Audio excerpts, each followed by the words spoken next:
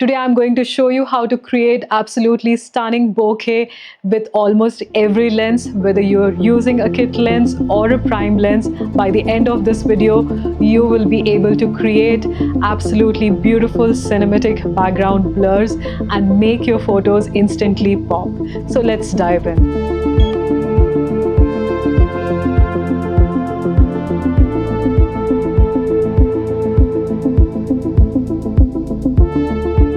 Hey everyone, and welcome to another video. Today we are going to talk about one of the most interesting and fun part of photography, which also happens to be my most favorite part of a photo.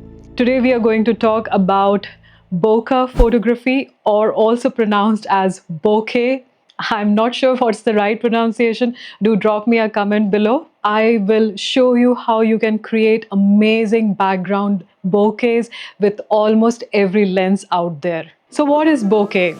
Bokeh is the quality of the out of focus areas in a photograph, especially how the background and sometimes even the foreground looks when it's blurred. It's not just how blurry your background is, but how the blur looks, whether they are smooth, creamy, soft, or harsh and busy. And this doesn't happen by accident, but most of the photographers intentionally try to create that beautiful bokeh in the background, which really adds a lot to the photos.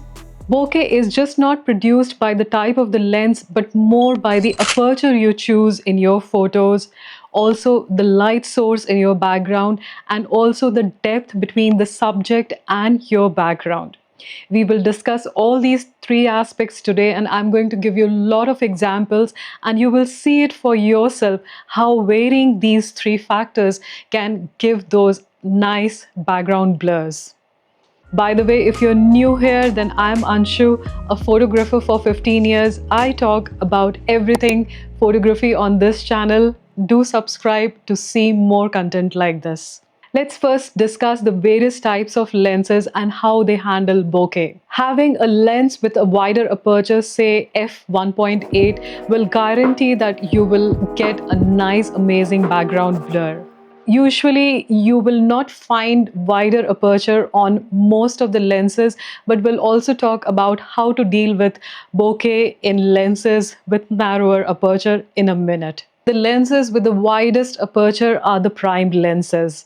And prime lenses, and especially a standard prime lens like a 50mm, is a good starting point to experiment with these creative backgrounds. So to start off and to get these creative backgrounds, start with the widest aperture your lens has to offer. It could be 1.8 or even lesser in some of the lenses.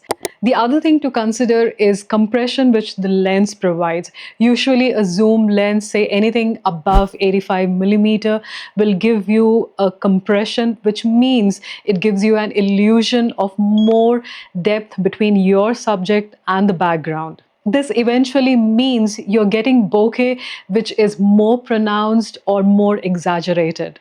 So enough of me talking, let's go in the field and I'll show you some examples using both a zoom lens as well as a wide angle lens, and we'll see how we can get amazing bokehs with both of these lenses. So I'm in field now, and let's see how different focal length affects the bokeh. So I have now shifted to the 50mm, and I just wanted to show you how the compression or more zoomed focal length will introduce in your photos.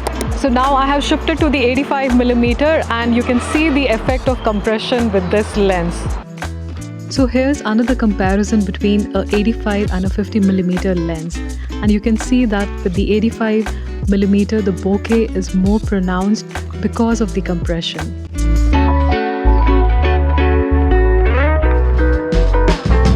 Here's another shot at 4.5 aperture, still the same case. To continue from earlier, let's talk a bit more about the focal length and how you can get amazing bokeh at every focal length. Well, almost. So we talked about zoom lenses creating that compression in your photos, which gives you an illusion of a greater distance between your subject and your background. But what about wide angle lenses? So I'm currently at 28 millimeter, and as you can see, the composition behind me, that is the background, appears to be closer to me, and it makes the composition much flatter. So one thing which we can do in such situation is you have to bring your subject closer to the camera, so the effective distance between the subject and the background is much more when compared to the distance between the subject and the camera. So let's try to get closer to the camera, and probably I'm trying to see in the LCD screen, so maybe you're still getting slightly more pronounced bokeh now. Here's a few more example shots I took with the 24mm 1.8 lens, keeping this car as close to the camera as possible with minimal distortion. As you can see, the further I move away from the subject, the less pronounced the bokeh are. And this is also going to work on phone because a phone also has a wide angle lens. So for a phone, the best way to get amazing bokeh is to use a portrait mode. But always remember, the background blur created in the phone is created by the software, because the phone sensors are so small, they fail to capture more detail from your photo composition. So we saw how the focal length affects the bokeh, and also how the distance between the subject and background affects the bokeh. But really, to get the most creative bokehs, you will have to start focusing on the light in the background. To get those circular background blur, try to find point light sources like trees or string lights. If your light is dotted in the background, each light source will create their own bokeh circles. Now that we are talking about the creative aspects of bokeh, so let's see some examples now. If you shoot backlit subject with light coming from behind them, you will often get beautiful glowing bokeh. Another trick is to use reflection or water drops, which can turn into stunning points of light when out of focus. You can also experiment with patterns, things like window grills, leaves that break the light into interesting shapes. In nature, look for backlit leaves, flowers, or even dewdrops, which will give that soft bokeh. In urban setting, look for street lights, car, and neon signs to make that colorful blur. And in indoor, things like string lights, candles can really create that cozy, glowing background. So we talked about getting amazing background blurs with a wider aperture, but what about when you're stuck with a lens with a narrower aperture, say like a kit lens? So let's again go back to the field, and I'll show you an example on how you can still create amazing bokehs even if you're using a kit lens or a lens which doesn't have a wider aperture. So I don't have a kit lens, but I have a Tamron 28 to 75 millimeter at f2.8. So I will try to emulate a kit lens with this lens, and I'll keep the aperture at 3.5, and I'll show you how the bokeh turns out to be. So usually a kit lens will have a narrower aperture starting anywhere from 3.5. So now I have changed my aperture to 3.5, and now in fact the scene will be completely flat and you will not be getting much of the background blur, but still we can try to do something. So I will still try to move much more closer to the camera, and probably I'm not sure where the lens will lose its focus, but I'm just trying to see in the LCD screen. You can still get some bokeh, but it seems to be a little busy here. So let's try out this with a car. So maybe I think that will be a good example than me coming close to the camera. So it's still focusing on my eye, but as you can see, so I have brought this car quite close to the camera and I'm at 3.5 aperture. So still I'm getting some nice blurry background, and this was possible because I brought my subject closer to the camera.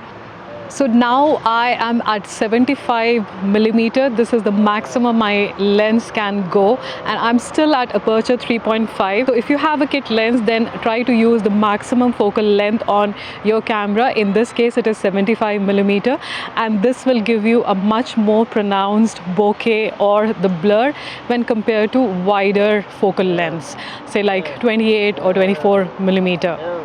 So I'm doing something really wild. I have a 28 millimeter pancake lens.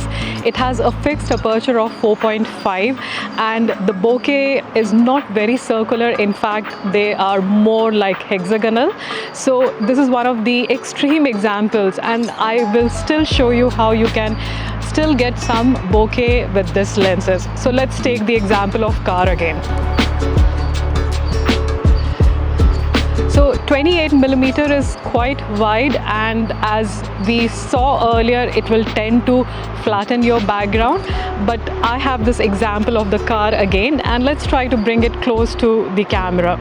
So probably this is the closest it can get, and you can still see there is some amount of bokeh or the background blur which you are able to get with this lens also. So these were some of the simple techniques to create that amazing bokeh in your photos. So remember, use wider aperture, separate your subject from the background, and use strings of light or dots of light in your background. These three simple techniques will ensure amazing bokeh all the time. So are you crazy about bokeh just like me, or you absolutely hate them?